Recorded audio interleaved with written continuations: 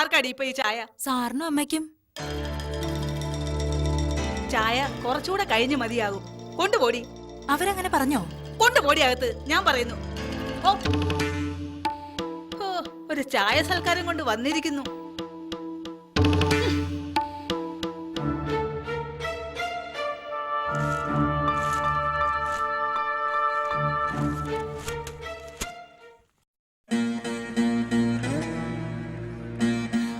നിങ്ങളെന്താ പ്രതീക്ഷിക്കാതെ? രാവിലെ വേറെ എങ്ങോട്ടെങ്കിലും ഇറങ്ങിയതാണോ? അല്ല, ഇങ്ങോട്ട് തന്നെ വന്നതാ. അമ്മയെ കണ്ടില്ലേ? കണ്ടു. പക്ഷേ ഞങ്ങൾ വന്നത് നിന്നെ കാണാനാ. എന്താ വിശേഷിച്ച്? പ്രഭ ഇന്നലെ ഫോൺ ചെയ്തിരുന്നു. എന്തൊക്കെയാ മോളെ കേൾക്കുന്നത്? ഞങ്ങൾക്ക് അവിടെ ഇരുന്നിട്ട് ഒരു മനസമാധാനവും ഇല്ല. മക്കളെ കെട്ടിച്ചു വിട്ടതുകൊണ്ട് മാത്രം അച്ഛനമ്മമാരുടെ ഉത്തരവാദിത്വം തീരുന്നില്ലെന്ന് നീ മനസ്സിലാക്കണം. മക്കളുടെ സുഖവും ദുഃഖവും അത് മാതാപിതാക്കളെയും ബാധിക്കും. എല്ലാവരും അവരവരുടെ മക്കൾ നന്നായി ജീവിക്കുന്നത് കാണാൻ ആഗ്രഹിക്കും. അതിനാരെയും കുറ്റം പറഞ്ഞിട്ട് കാര്യമില്ല. എല്ലാം അറിയുന്ന അമ്മയാണ് ഈ പറയുന്നത്. കൃഷ്ണയുടെ ജീവിതത്തിൽ നമ്മളായിട്ടൊരു ദുരിതം വരുത്തി വെച്ചിട്ടുണ്ടെങ്കിൽ അത് പണ്ട് 5-6 വർഷങ്ങൾക്ക് മുമ്പ്. അതും നമ്മളാരും കരുതിക്കൂട്ടി ചെയ്തതല്ല, വിധി.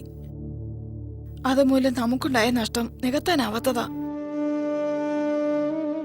ആ ദുഃഖം ഒരിക്കലും നമുക്ക് തീരത്തുമില്ല. ഇപ്പൊ നീ കൃഷ്ണയുടെ കാര്യത്തിൽ ഭർത്താവിന്റെ വീട്ടുകാരെ വലിച്ചഴക്കുന്നതാ എന്റെ മോൾ കാണിക്കുന്ന ബുദ്ധിമോശം. ഭർത്താവിന്റെ വീട്ടുകാരോടല്ല, എന്റെ ഭർത്താവിനോടാ ഞാൻ ഈ കാര്യം പറഞ്ഞത്. അല്ലാതെ ഇതൊക്കെ പിന്നെ ഞാൻ ആരോട് പറയും? നീ ഭർത്താവിനെ മാത്രമേ കാണുന്നുള്ളൂ. അയാളുടെ കുടുംബം, മറ്റംഗങ്ങൾ, ഇതൊക്കെ നീ മറന്നു. വന്നു കയറിയ കുടുംബത്തിന്റെ നിലയും വിലയും മറന്നു. ഇവർക്കൊപ്പം പണമില്ലെങ്കിലും നമുക്കും ഇല്ലേ അന്തസ്? അതിന് നീയായിട്ടൊരു കളങ്കം. അത് പാടില്ലെന്ന അമ്മ പറയുന്നത്. മോളെ, നിന്നെ വേദനിപ്പിക്കാൻ പറഞ്ഞതല്ല. കൃഷ്ണയുടെ ജീവിതം നീ രക്ഷിക്കാൻ ശ്രമിക്കുമ്പോ നിന്റെ ജീവിതം തകരാതിരിക്കാൻ ശ്രദ്ധിക്കേണ്ടതും നീ തന്നെയാ. ഈ ഒരു അവസ്ഥയിൽ അവളെ കൈവിട്ടാൽ ദൈവം പോലും പൊറുക്കില്ല അമ്മേ. അത്ര ദയനീയമാണ് അവരുടെ ഇപ്പോഴത്തെ അവസ്ഥ. നിയമത്തിന്റെ കുരുക്കിൽ നിന്നല്ല, നിയമ സാധ്യതയാണ് അവൾക്ക് ആവശ്യം.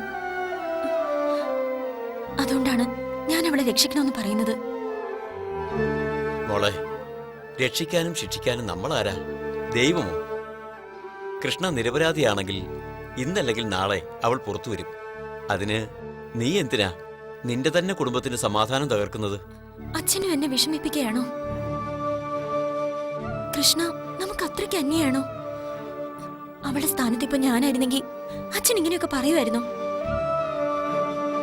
ഞാനും അവളും ഇതുവരെ അങ്ങനെ തന്നെ ആയിരുന്നില്ലേ? മോളെ, മുങ്ങിത്താഴാൻ പോകുന്ന കപ്പലിലേക്ക് വെള്ളത്തിൽ വീണുപോയ ഒരാളെ കൈപിടിച്ച് കയറ്റുന്നത് പോലെയാ നീ പെരുമാറുന്നത്. നിന്റെ ജീവിതം പോലും തകർത്തുകൊണ്ട് നീ കൃഷ്ണയെ രക്ഷിക്കാൻ ശ്രമിക്കരുത്. അമ്മേ, വിഘ്നേഷിനെയോ കുടുംബത്തെയോ ഒന്നും ഇക്കാര്യത്തിൽ ഇടപെടുത്തുന്നത് ഇവിടെ ആർക്കും ഇഷ്ടമല്ല. മാത്രമല്ല, ഞങ്ങൾക്ക് വലുത് ഞങ്ങളുടെ മോടെ ജീവിതമോ സന്തോഷമോ. മറ്റൊന്നും നീ ഞങ്ങൾക്ക് തരണ്ട. അല്പം മനസമാധാനം അത് മാത്രം തന്നാ മതി. മോൾ അബദ്ധമൊന്നും കാണിക്കണ്ട. ആരോടും പിണങ്ങാനും വഴക്കിടാനും പോണ്ട. വിലാസിനിക്ക് വിഷമമുണ്ട്. മോള് മനസ്സിലൊന്നും വെക്കണ്ട. ഞങ്ങൾ ഇറങ്ങാ. മോൻ വരുമ്പോ പറഞ്ഞേക്ക്.